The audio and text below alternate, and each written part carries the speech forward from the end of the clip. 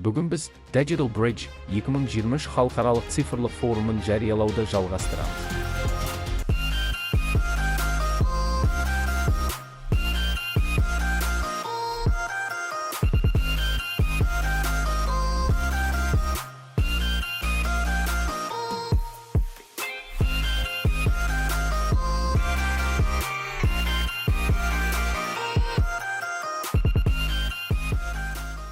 Digital Bridge 2023 технологиялық форумында Михаил Ломтадзе Қазақстанның цифрлық трансформацияның жоғары деңгейіне жеткенін атап өтті.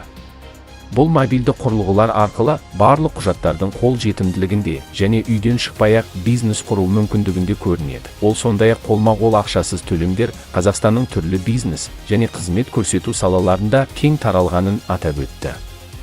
Бүгінгі таңда кәсіпі қосымшасы Қазақстан тұрғындарына ақшаны бір-біріне лезде аударуға, салықтарды, шоттарды және төлеуге мүмкіндік береді. Кеше Digital Bridge іс-шарасында Михаил Ломтадзені тыңдау өте қуанышты болды. Ол әртүрлі елдердің мемлекеттік құрылымдарының өкілдері Қазақстанға финтехті дамыту және мемлекеттік қызметтерді цифрландыру саласындағы тәжірибелерімен бөлісу туралы өтініш білдіретінін атап өтті. Цифрлық қызметтердің даму деңгейі бойынша біз қазірдің өзінде Америка Құрама Штаттарынан озып жатырмыз. Сондай-ақ Ломтадзе драперлермен кездесу деп аталатын танымал стартап реалити-шоудың қазылар алқасының мүшесі болғанын атап өткен жөн.